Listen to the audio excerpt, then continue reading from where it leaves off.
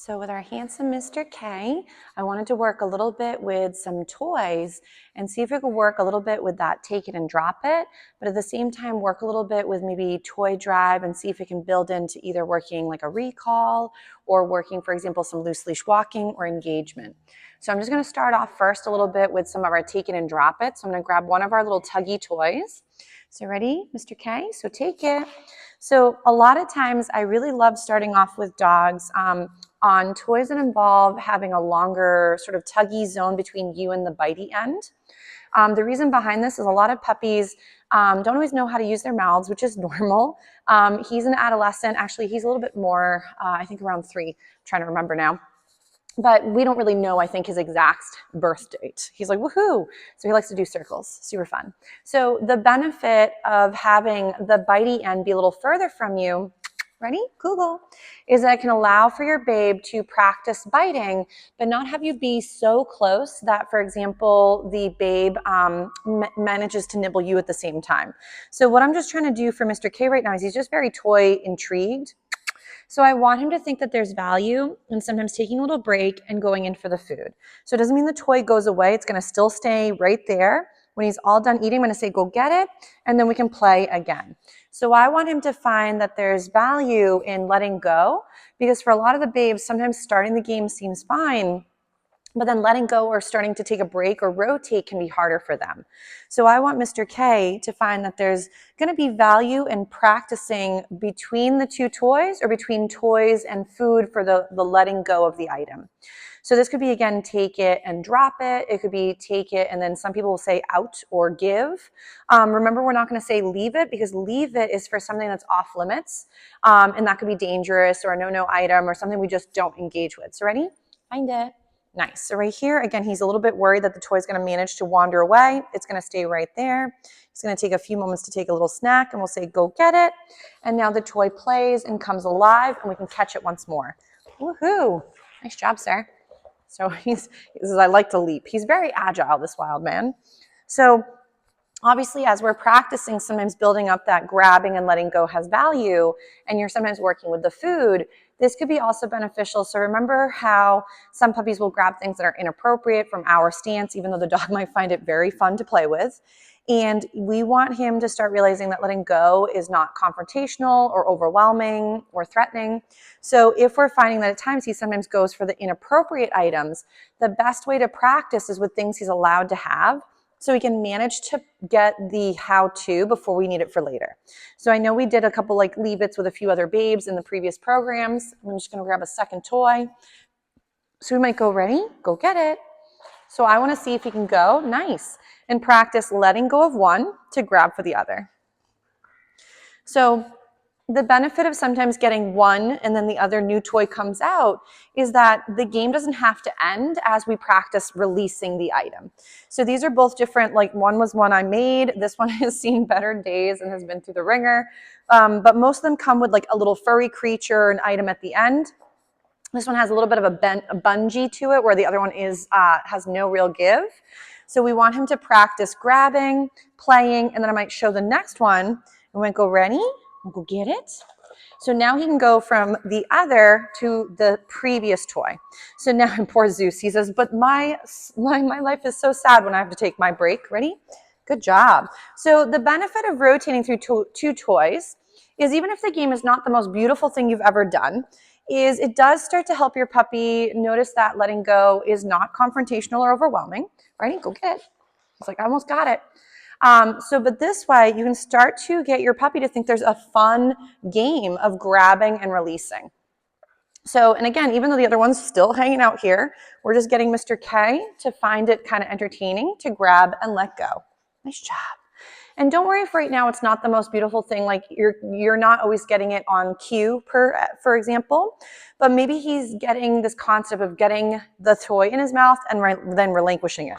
So what I like to do is have one toy become kind of limp, so it's kind of no longer alive and wiggling, and then the next toy becomes the wiggly toy. So now this toy could again be limp, and then the one that I want him to play with is the one that I'm tugging or yanking or wiggling around. So he can start to get much more fluid with going from one to the other. He's like, lady, I almost caught both at the same time. He's thinking about it. So again, that one's just kind of hanging out. Now this one is alive. He's like, no, but that one got a little jiggly too. So if, again, your babe is doing a real nice job rotating through toys, that is, again, another great way to practice that letting go of something you can have can then create value for letting go of things you shouldn't have. So because if our pups are not very good at dropping things they can have, ready? Drop.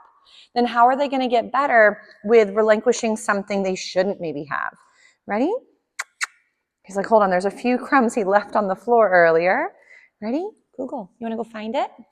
So then I keep my toy here, but then I might do a couple little find its to create some distance between him and the fun toy. And again, just helping him sort of go from kind of woohoo or excited back to settling. So ready? Go get it. And now my toy is alive. Woohoo! So close. Nice job. So I want him to think that it's fun to sometimes engage, again, with a toy and with me versus, for example, having it always be sometimes solo play, like where he has a toy. And some pups are not very good with toys because they tend to break or try to ingest them. So these could be toys that could be, again, supervised play with you and with him. So that way we can make sure it's going in the right direction and we're not by accident maybe ingesting toys. And some babes are very gentle with their plushies. So it just goes from different individual. So just make sure you're gauging it based off of your babe's abilities. So from here, I might go drop it. Yes, and feed for that. So you can start to either capture moments he relinquishes the item if he's having a harder time. You could do some find its to make it kind of easier to create distance and restart the game. Nice job. Oh my goodness, chewing. You got it okay? Ready? We might get a little sit if we can. He's like, I'd rather dance. He's a very good dancer. Right there. And then we're going to go, ready, go get it.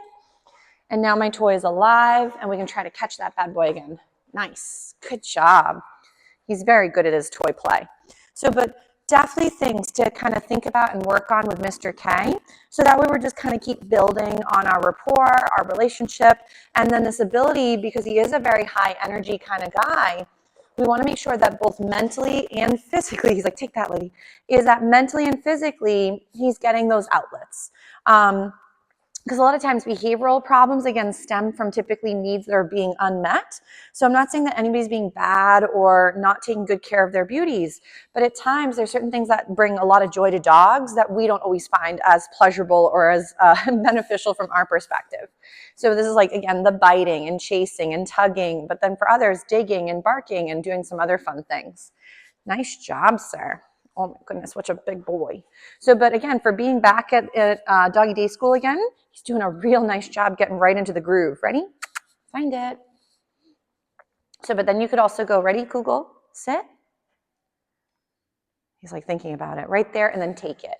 So you could also offer play for certain practice moments too. I know for some babes, they'd rather do a recall into play. So what I mean by that is you could go ahead, ready, Kugel. I could go ahead and send him away for a lovely find it, or if let's say he was distracted already in the yard, I could go, Kugel, come, and then right into a little bit of play for coming when called. So you're going to have to, gauge what motivates Mr. Handsome, and we may find for him, I think toys are definitely really engaging and fun. But you can see he's getting a little bit tired because we've been doing some playing and some practice, and he was out earlier with the others. So good job checking in. But you can see that his communication ability, like where he's feeling more comfortable and therefore able to be more functional and work some of these bigger boy skills, is really coming along quite nice. But he's really doing a good job with this take it and drop it. Ready? Nice. He's like, lady, I'm starving. So, and obviously if we get some of this jumping, remember that we are getting at certain points, he's tired. He's maybe a little unsure as to what the lovely lady, the crazy snack lady wants out of him. So there will be moments where you're going to have old behavior sometimes pop out. And remember, sometimes for some dogs, stress can look like fidgeting.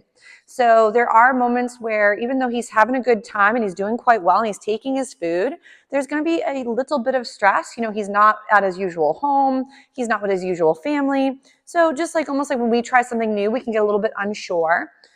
He's still very responsive and doing quite well. So I'm not worried about like his comfort range while coming. He's doing great. Oh my goodness, chewing is something that all of them might have to work on eventually. Ready? Find it. but he really is doing a great job. So we'll give him a little breather from the toy play, and then we'll work a few more skills and then rotate through our babes again. But he did a very nice job. Ready? Kugel, come. Nice little recall, sir. Beautiful. So he's really doing a very nice job today.